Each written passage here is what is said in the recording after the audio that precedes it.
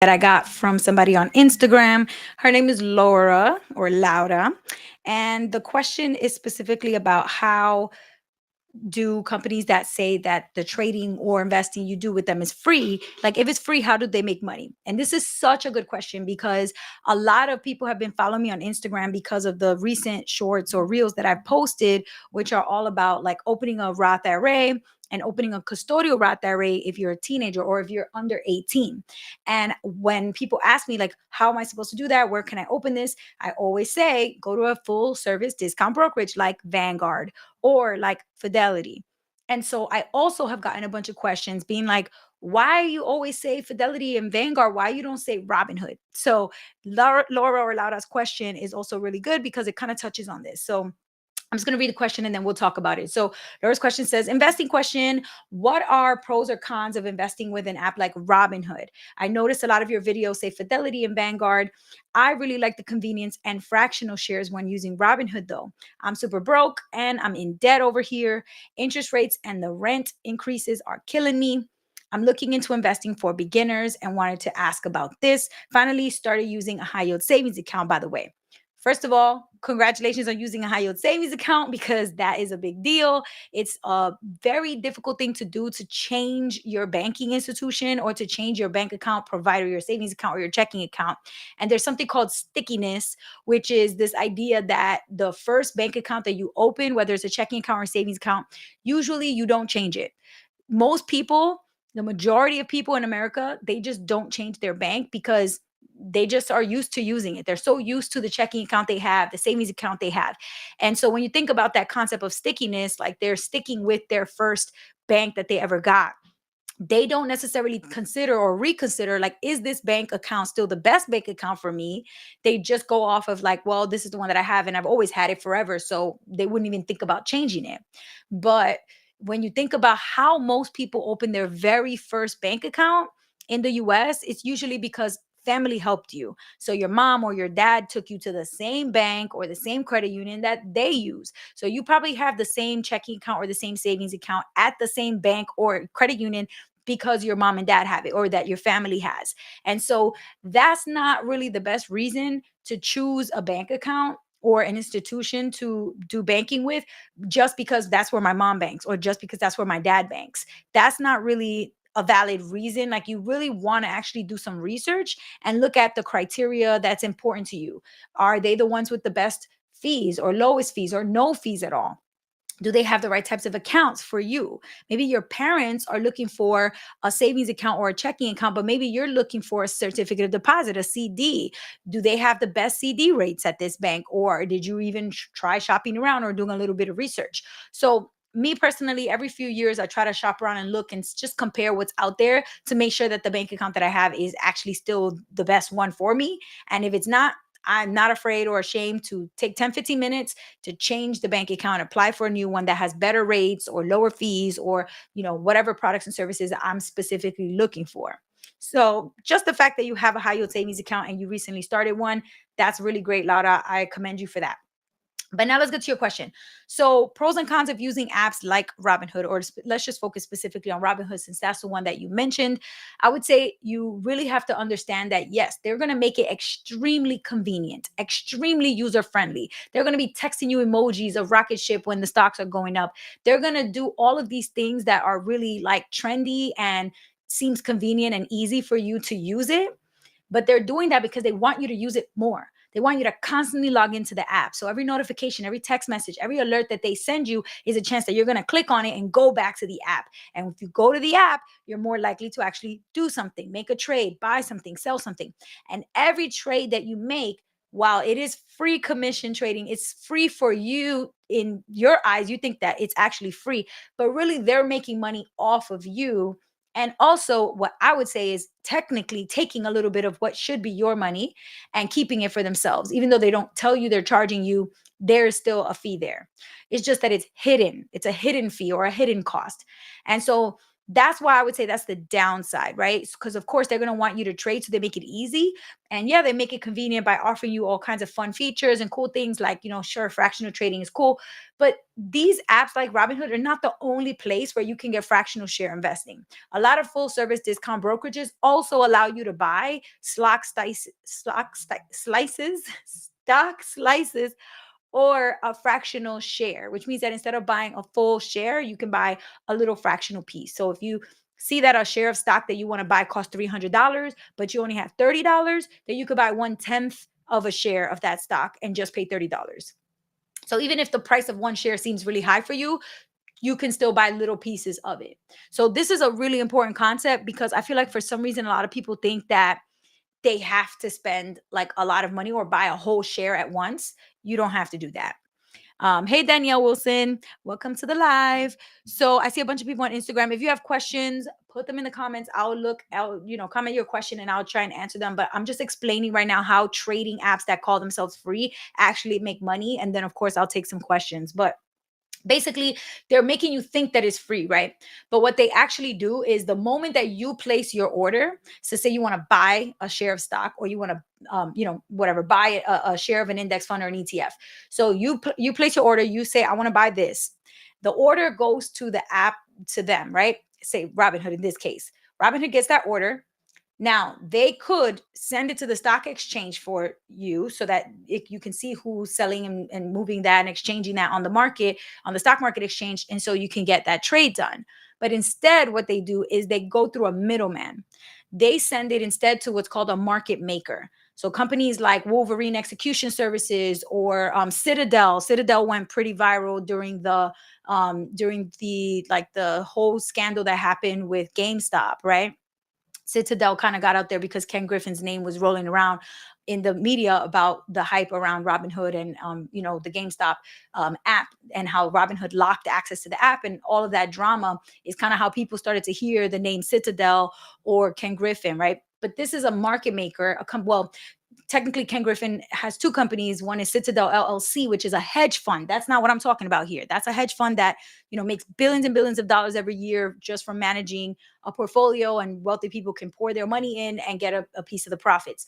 That's not what I'm talking about. I'm talking about Citadel, which is like a completely different business that it acts as a market maker. So that means that they're a middleman between people like you and me who place an order, and then the order can go to the stock exchange straight, or it can go to a market maker, a middleman, like Citadel, like Wolverine Execution Services, like ICM. Some of these companies, most of us probably never heard of them because they don't do business with us. They do business with the brokerages that do business with us. So say you place your order in the Robinhood app, you're trying to buy a share of stock. That order is going to go to the middleman, to the market maker. So let's say Citadel, right, which is I think 85% of the money that Robinhood makes, if not like maybe 75% of the money they make, comes from the money they collect from Citadel. So then they route your order to Citadel. Citadel pays Robinhood for your order. They're like, oh, boom, here's some money. Thank you for sending us this business. So Robinhood does not execute your trades for you when you place trades in the app.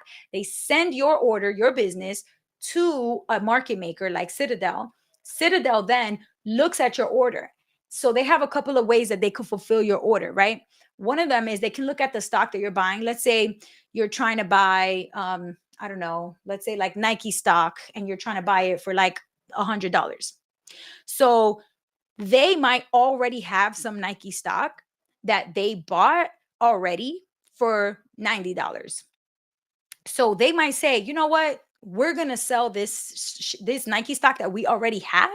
We're going to sell it for $100 because your order came through to them for $100. So they already have that Nike stock that they bought for 90. They're going to sell it to you through Robinhood for $100. And then they are going to take that $10 profit that they make. They're going to take a little piece of it and give it to Robinhood as the profit. Robinhood makes money. Citadel makes money, and you pay extra because you should have been able to access the Nike stock for $90, but instead you paid $100 and they get to keep that difference, right? That spread.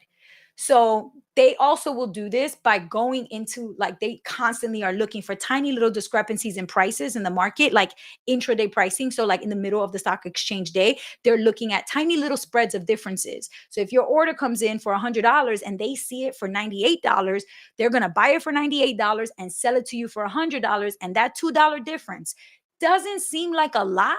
You might be like, what? Come on, we're talking about $2 here. But if they keep doing that millions and millions of times throughout the day, throughout the week, throughout the month, throughout the year, when everyone places trades, we're talking about a lot of freaking money. And so the idea is that if there is an opportunity for you to get that share of stock for $98, then you should be able to get that price directly. You should be able to get the best deal, the best price, because it exists and because you're trying to buy and you're a paying customer, right? But it's not fair that they use these mechanisms, these processes, to basically prevent you from getting the best deal. They get the best deal and then they charge you the difference, and then you end up paying more than you should. So this whole process is called payment for order flow, PFOF. So let's go to, why is it such a problem? It's a conflict of interest. The law actually says that every brokerage firm, every broker that allows you and me to go onto their site and place an order to buy stocks, equities, ETFs, they have to legally make sure that they give you the best execution on your order. They have to give you the best deal, the lowest price, the fastest trade, a combination of all that: price, speed, best execution. That is what they're legally bound to do. But a couple years ago, Robinhood got fined $1.25 million, a big slap on the wrist. Granted, it's nothing to a company that makes way more than that. But the point is, FINRA, the company that actually regulates these brokerages, they notice a lot of bad behavior from Robinhood. They notice that Robinhood is saying that they're giving you the best execution, but what they're really doing is they're going to the company that is paying them the most profit for your order. So when your order comes in, they're just looking for dollar signs. They're looking at which market maker. Is it going to be Wolverine Execution Services? Is it going to be ICM? Is it going to be Citadel? Who's going to pay me the most money for this order that just came in through the app? And that's how they make their money. What they're supposed to do is give your order to the company that's going to execute it the fastest at the cheapest rate. But that's not what they do, because they want to make a lot of money off of you. So this is what's really important, is for you to understand that they might call it free commission or free trading, zero commission or free trading. It ain't free. It's not free for you, because that little difference in price should have been savings for you instead of profit for them. Okay, so this is called payment for order flow. Now, if you literally pull up any search engine or AI chatbot or whatever you like to do for research, and you type in, does Vanguard participate in payment for order flow? You will see the answer is no. Vanguard does not participate in payment for order flow. You can type in, does Fidelity participate in payment for order flow? You will see the answer will say no. Fidelity does not participate in payment for order flow. Does Robinhood participate in payment for order flow? The answer will be yes. That is the core business model. That's how they make money. So if your entire business model is to make money off of people's trades by charging them more than the price that they're actually going to be paying, that without them knowing, and then keeping the difference for yourself or for the market maker to profit, then you're lying to customers, telling them it's free when really it's not. It just has a buffer of additional costs that they're not supposed to be paying, which allows you and the third party market maker to make some profit off of them. So it's dishonest. And to be completely frank, it's not legal, because legally brokerages are required to give you the best execution, the lowest price at the highest speed. That combination of best execution is what the law says. That's why FINRA noticed that they were breaking the law when they were getting the highest bidder, the highest price, instead of the best execution, which is lowest price. So that creates a conflict of interest, because they're supposed to be doing what's best for you so you can get the cheapest cost for your trades, and instead they're trying to get higher, as the higher price that they can, so they can profit the most. So this is really important. And if you don't really understand payment for order flow, I highly recommend just spending a few more minutes just researching it, just watching some videos. You could go to ChatGPT and say, explain payment for order flow to me like I'm 5 years old. do whatever you have to do. But I encourage you to really wrap your mind around this concept of payment for order flow, because any app that tells you free trading, zero commission trading, they're lying to you. It's not free. The cost is baked in. It's a hidden cost. It's hidden fees. They're not fee free. They just hide them so you don't know you're paying the fees, and you're paying more for these shares that you could be getting for cheaper, or you should be getting for cheaper. So that's my little spiel. And I sent this to Laura in a DM, and I said to her, like, all of this. I said, listen, this is basically what happens when Robinhood says they're free, but they're not. They make their fees, they bake the fees into what you pay, and then you don't see it, which is messed up. It's a practice called payment for order flow. And it's the same thing, like with commissions. When there's certain industries where like sales commissions are a little bit like weird because the incentives are not aligned.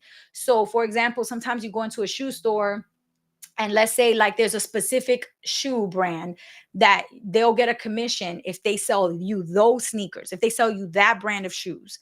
So you come in and you're like, you know what, I'm looking for purple shoes that are really comfortable in this size to match my outfit, whatever, whatever. But in their mind, they know they don't get a commission for selling you the purple sneakers that are comfortable over there. So they don't even tell you about those sneakers over there. They go, you know what? Come over here. I have something perfect for you. Then they show you the display of sneakers that they do get paid commissions if they sell them to you. So that's a conflict of interest, because your interest is to walk in the store and get the purple comfortable shoes. Their interest is to sell you sneakers that they can get a commission off of. So this is where the interests don't align. There's a conflict of interest. The same thing is true when you're working with advisors. If you're ever working with a financial advisor, a financial or wealth manager, anybody who's helping you with financial planning or with managing, or helping you with your investments, you have to ask them, how do you make money? And if they don't say that they make money just from what you pay them, then you need to walk away, because what they're doing is they're probably getting commissions, they're getting money from other things besides the fee that you pay them. And that's really dangerous, because if you pay them a fee, you expect for them to do what's best for you in return for that fee. They're supposed to be providing you the best possible service as their client. But if they're getting a commission every time they push a specific investment product from a specific fund company, then you're not going to get what's best for you. You're going to get what they want to get, what they want to sell to you so they can make the commissions. And sometimes it's not even commissions like 10% or 5%, which is money. Sometimes it might be a perk. Like, if you sell 10 clients on this particular investment product, we will give you a free vacation for you and your family. Okay, so you walk in the door and you're looking for something that's low risk, something that, it can hold you down for a while without too much volatility. You say that to them and they go, oh, you know what? I have this fund over here that you might want to invest in. And they convince you to do that, even though that fund might be mid-level risk, not low risk. They might see it doesn't really match what you're saying, but hey, they trying to sell you because they need to get 10 people into that fund so that they can get their free vacation for them and their family, right? So if your interests and their interests don't align, that's a conflict of interest. And that's exactly what happens with these free trading apps.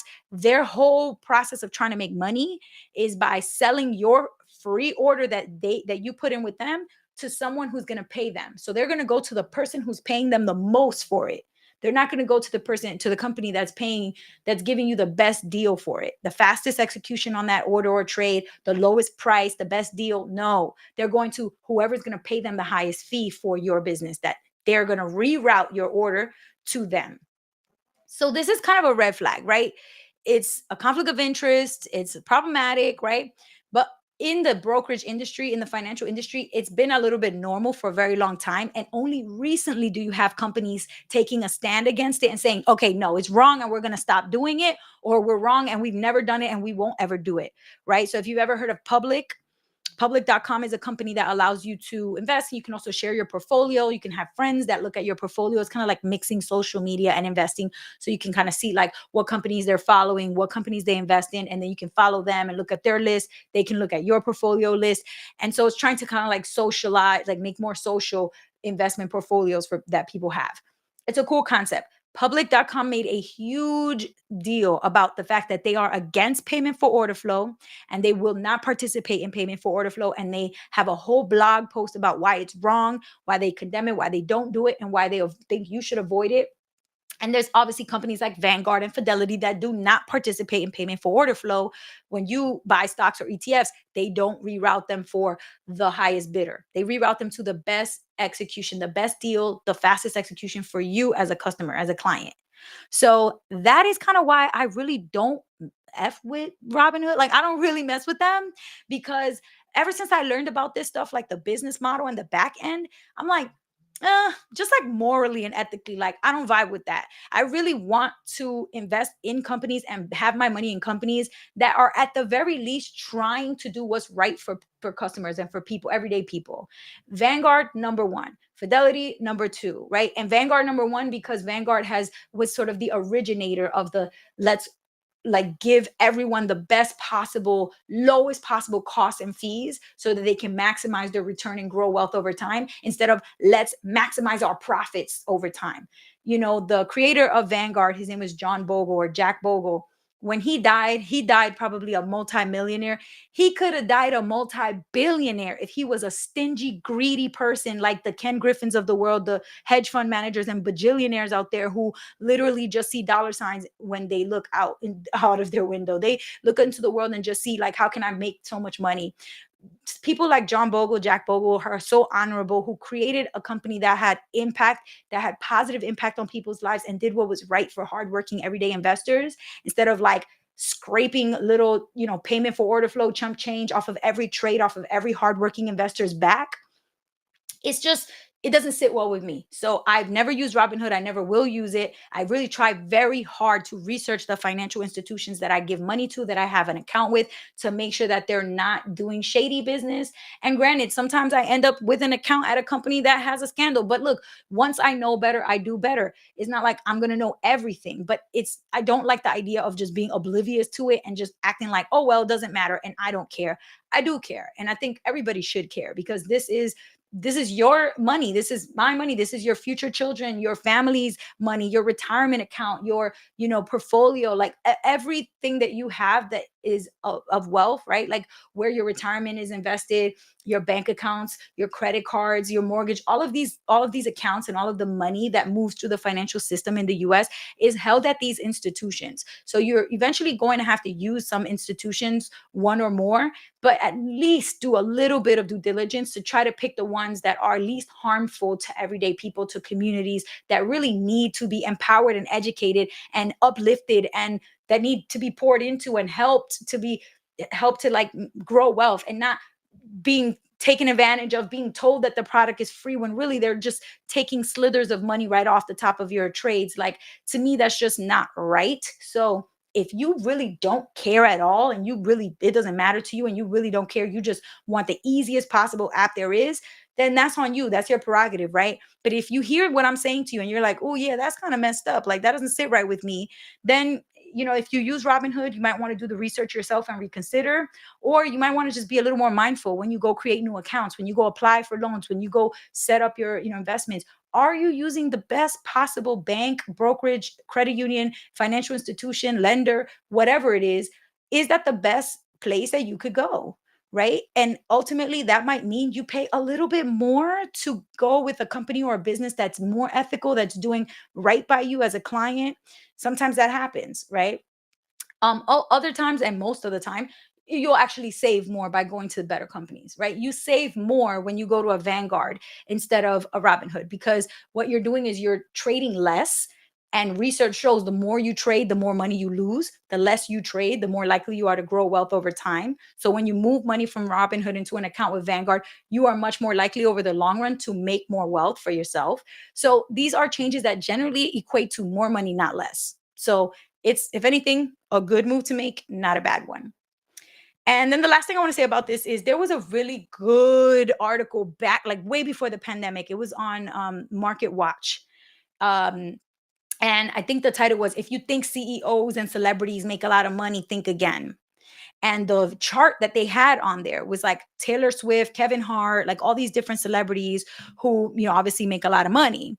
But you see them, they're like in like the 80 million, 50 million, 100 million, right? And you think, of course, that's a lot of money to make in 1 year. 80 million, 70 million dollars in 1 year. Yes, wild, right? But then you go down the article and you go to the next chart, and the next chart shows you how much hedge fund managers make. Ken Griffin made $1.7 billion in the same year that Taylor Swift made 70 million. Now, if you think 70 million and 1.7 billion are even close, I would urge you to go online and play around with some big number calculations so that you can see the difference between 1.7 billion and 70 million. 70 million is a lot. Yes, it is. But 1.7 billion, you can't even compare. It is so much more money. So it's interesting when you see that article. I'm going to link it in the description and link it in the videos. But the important thing to know is like, you don't realize, because you feel like it's these payment for order flow, like the little processes of scraping $1.50, a penny, $2, $5 in each trade. It doesn't sound like it's that harmful. It doesn't sound like it's that bad. But when you see how much these companies like Citadel are raking in, we're talking $7 billion that they've made in 2023 alone. 1 year, 7 billion, right? That means that this is a massive opportunity for them to make money off of us, to make money off of everyday people trading and investing, thinking that they're being offered a service and provided a trade for free when it's not free. So clearly there's a lot of money being taken. So I just think these are the things that made me wake up to the fact that, like, okay, this matters a lot more than I thought. And I know it's kind of in the weeds and like nerdy, but that's my thing, right? Like it's really important to be aware about this and like start talking more about it. So if you've never heard of this, payment for order flow is what it's called. Do a little bit of digging. Robinhood is known for it. That's really how they make 80% of their money. Vanguard does not do it. Fidelity does not do it. So if you see my content and you wonder why she always talking about Vanguard and Fidelity, why she doesn't talk about Robinhood, ding, ding, ding, payment for order flow. All right. Paul Kuzmich says, great video. Thank you, Paul. Appreciate you. I want to show these videos to my classes upcoming school year. Yes, listen, do it. And what I've been doing, Paul, is I take my live videos, which sometimes 20 minutes, sometimes up to an hour or more. And I've been breaking them up into bite-sized clips, like 1 minute or 2 minute videos. So if you don't have a ton of time in class to watch the whole hour-long live, you can still watch some of the shorter clips that take like the main points and still kind of summarize them in YouTube Shorts or Instagram Reels. All right. Ray says, are there penalties to know about when moving to a different brokerage account? What's the best strategy to do so? Yes, Ray. Great question. There is a fee that you're going to have to pay, which is very annoying, but it's basically it's a fee that you pay when you're exiting or like closing the account. So it's going to be really important that you ask, is there a fee for me to close this account? You can also just look it up. Most of these brokerages or apps will charge you anywhere from $25, $50, $75, $100 when you close your account completely and move your money to a different brokerage. So if you close your account and take all the money out, they'll charge you a fee. They don't want you to close it and leave to go to another business. So they think, hey, if we charge $50 or $75 or $100, they're going to be like, oh no, I don't want to pay that. So I'll just stay. Stickiness. I started this video by talking about when you open a bank account, usually you do it at the same bank that your mom and dad had, which means that you're more likely to just keep that bank account for a really long time and stick with them. Stickiness is really important. So this is a way that these brokers and apps create stickiness by charging you a high fee because they know you won't like it. And if you don't pay it, then you just stay with them. You leave your money invested with them even longer. So I would say just rip off the band-aid. It's going to hurt and it's going to suck. But the sooner you do it, the faster you can get the heck out of there and go to a company using ethical and moral business practices and having better business models that don't profit off of you by lying to you. So yeah, you can look at like, you can go look at like I think, oh, I forget what it's called, the actual fee. Let me see. Fee for, I'm gonna look it up because I know there's like a ACATS, ACATS. ACATS is the name of the fee. So you should look to see, do you have an ACATS transfer fee?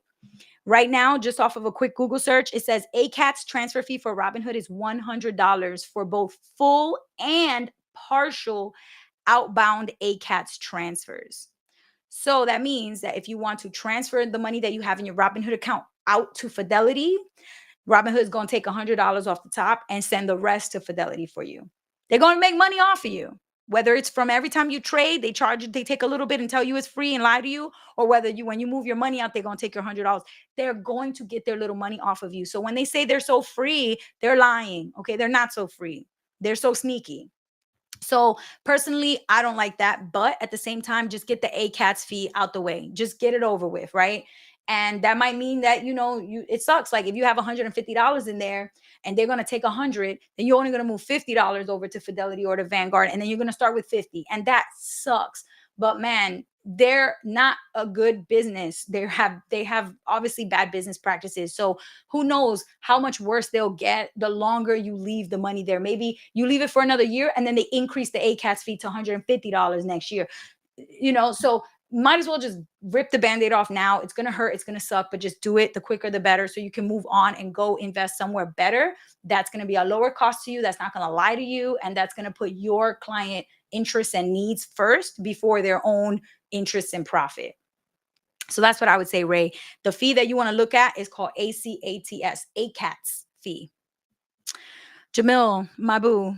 Jamil says he's talking about Ken Griffin. Ken Griffin made the same as 20 Taylor Swifts. Exactly. Literally exactly. So by saying, Ken Griffin and Taylor Swift made the same, it's not that big of a difference to make 70 million versus 1.7 billion. That's saying, having one Taylor Swift in the room is the same as having 20 different Taylor Swifts in the room. No, it's not. It's 19 additional human bodies in this room. That is a huge difference. The proportion of amount of money made is 20x. Like that is not the same amount of money at all. So just be really aware that these you think these small amounts when they are taking little profits isn't that bad, but it obviously is, because if they're making billions and billions of dollars each year off of it, that means a lot of people are making trades and a lot of people are thinking that all those trades are free. Mind you, Citadel and Robinhood are sitting pretty collecting their little monies. So just really important to be aware of that.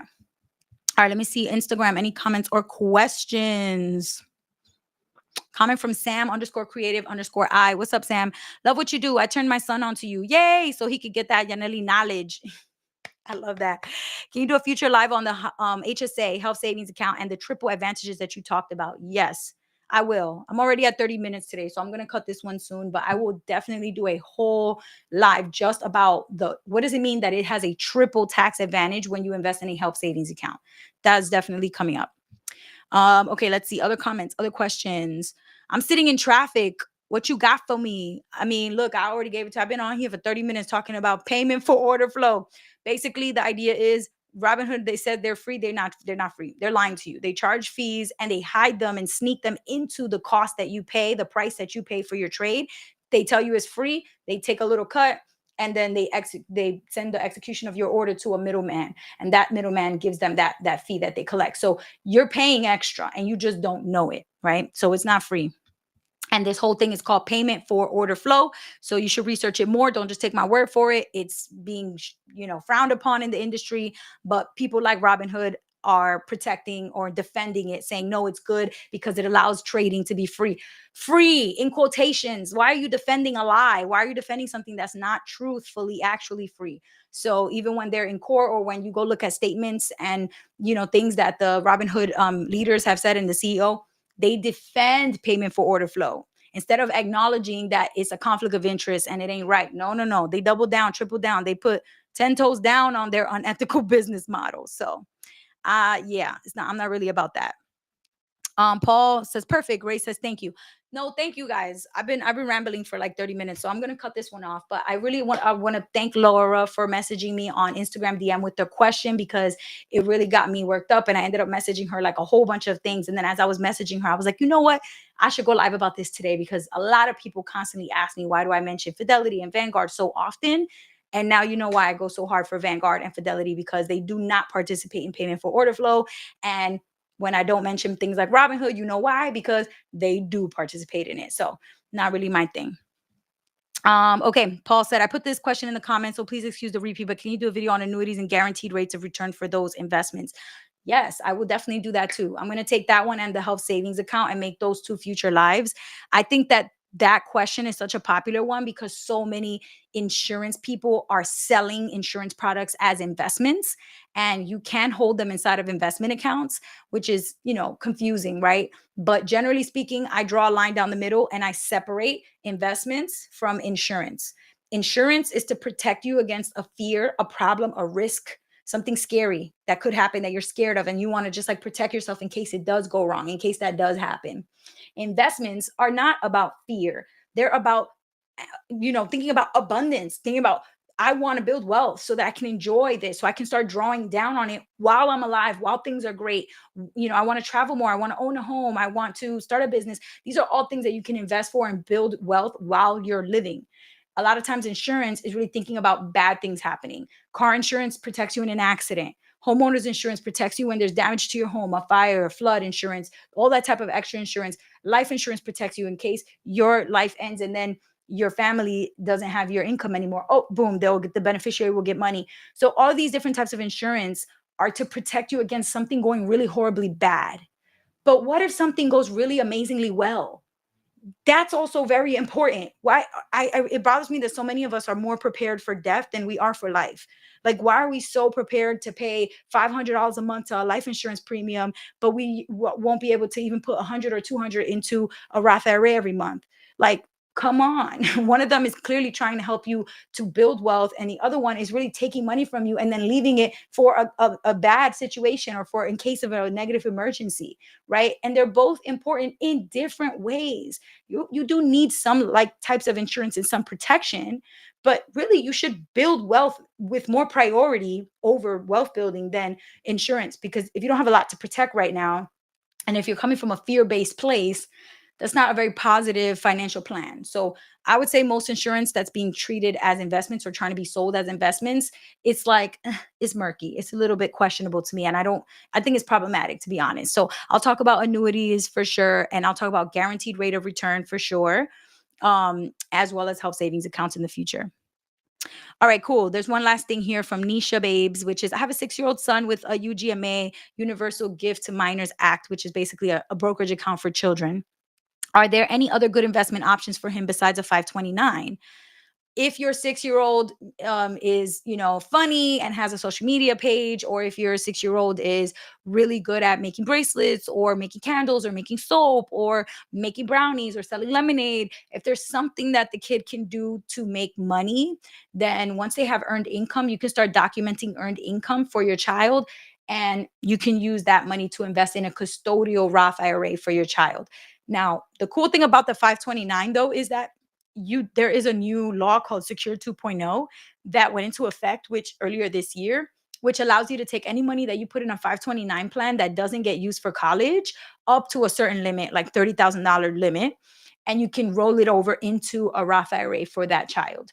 So eventually, if you have $20,000 in your account and they only need $10,000 to pay the rest of their tuition and they get scholarships and grants, well, then the additional 10K that's left sitting in that 529 plan won't go to waste. You can actually roll that over into a Roth IRA, but you would have to do it part by part, because you can't just put all 10,000 into a Roth IRA, because it would count for the contribution limit for that year. So this year, the contribution limit is $7,000. So you would have to roll over $7,000 this year. That counts as the contribution for the year. Then next year you could put in the remaining 3,000. So that is a really awesome way to start building wealth, because the Roth IRA has double tax advantages. And not only that, but they can use it for so many different things, not only retirement, right? A Roth IRA can be used to buy your first home, up to $10,000 on your down payment for your first home. You can use it for medical issues. You can use it to pay for college expenses. There's so many exceptions to the rule of you can only use it for retirement. So I would definitely say, like, do a web search, do an AI chat search, and find out like what are all of the different exceptions, the qualified exemptions that allow you to pull money out of a Roth IRA before you turn 65 years old. And if those things really are, like actually helpful, and you like those reasons and you think you might take advantage or your kid might take advantage, then having a custodial Roth IRA is still worth it, even if they're not 18 yet, as long as they have earned income. So a lot of people have been messaging me on Instagram like, you're crazy. How can you say kids should be working? Kids can't work. There's child labor laws. Yes, there are child labor laws, but generally speaking, if it's entertainment, if it's agriculture, if it's babysitting, those are things that are completely fine. And there's one big umbrella rule that says any child of any age can be employed by their family's business.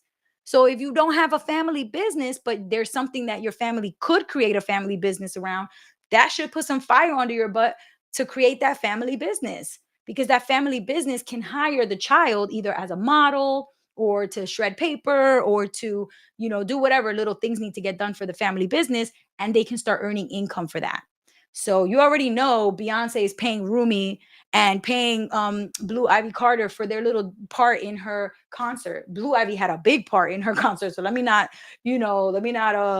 dumb down that piece. That was a huge piece. She danced a lot throughout the show. So say Beyonce pays her, whatever, let's say $20,000 for her performance, then she can take 7,000 from that and put it into her custodial Roth IRA.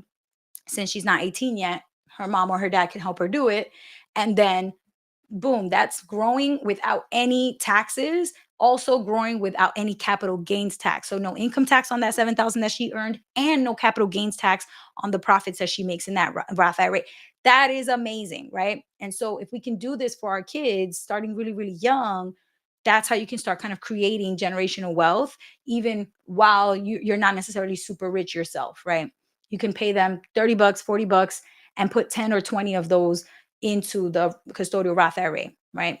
So I'm trying to start doing this with my nieces and nephews. I have 10 nieces and nephews, and like 2 weeks ago, I went on Zoom with 2 nephews and 1 niece, and the 3 of them opened their brokerage accounts. All 3 of them opened brokerage accounts at Fidelity, and all 3 of them opened checkings and savings accounts at Ally. So when they start earning money, whether that's selling bracelets at their job or at their school, or selling brownies or selling lemonade, whatever they decide to start doing, whatever business ideas they have, they can start generating income, and it'll get paid. It will deposit it into their checking account, and then they can transfer it to their Fidelity account so they can invest. And I've been telling them to start researching what kind of companies do they want to own so they can start learning about stocks. But in the meantime, we'll probably just buy them an index fund or an ETF so that they can then start learning about stocks.